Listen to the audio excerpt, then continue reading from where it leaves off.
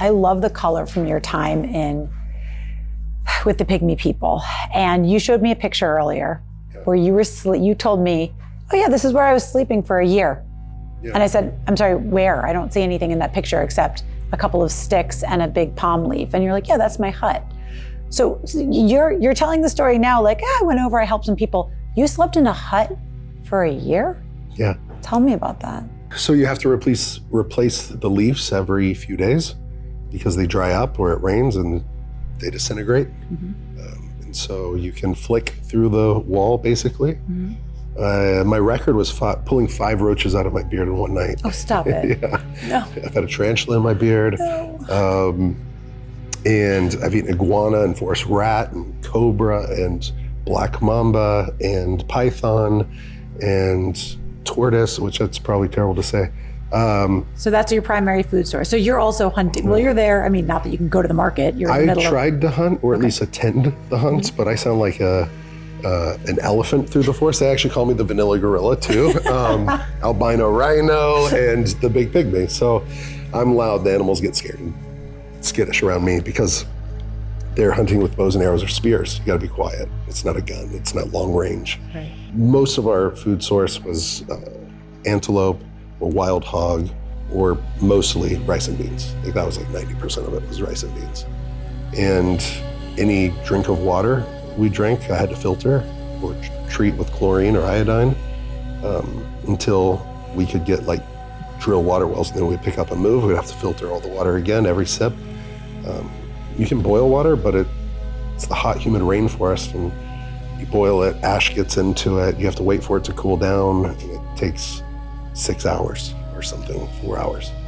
And it's a long process, so the filters would break, we'd have to treat it with chemicals, other things for me and the team, which we're all locals. That's our whole model is let's provide a local solution to a local problem and be the change in your own community. And that's what they asked for, was the opportunity. And we say opportunity is greater than charity, that it's about charity can be great, but opportunity is just always better. Mm-hmm. And so let's give a hand up instead of a hand out. Mm-hmm. And aid work shouldn't be a Band-Aid, unless it's maybe war, famine, natural disaster. So the things that you found were the primary problem. So you lived there you kind of went there not even knowing exactly why you were going other than a vision. Yep. You get there and you realize, wow, their way of life is so simple. They are the happiest people with nothing, but they've got these 2 big problems. One of them is lack of access to clean water.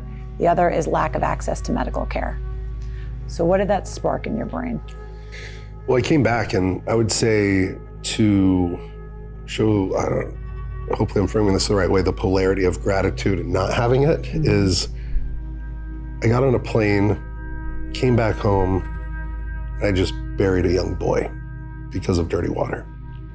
And I get to the Atlanta airport, and I had basically only had rice and beans. And there's a Popeye's chicken, and I'm like, okay, I'm hungry. I didn't have a meal on the plane.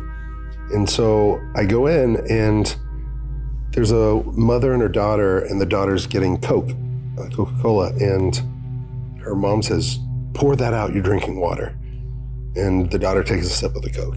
She goes, do that again. And so don't do that again. She takes another sip, and then it's like, you're grounded for a week. And then she drinks another sip, and you're grounded for 2 weeks. She goes, what? I hate you, Mom. And literally threw the Coke in the trash.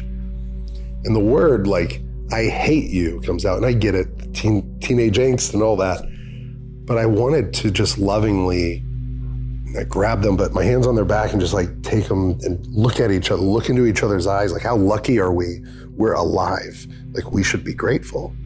You shouldn't be fighting or saying I hate over sugar water, literally. And I didn't, but that moment's just always stuck with me because 3 days after that funeral was that moment. And I was just how much more do I have to be grateful for?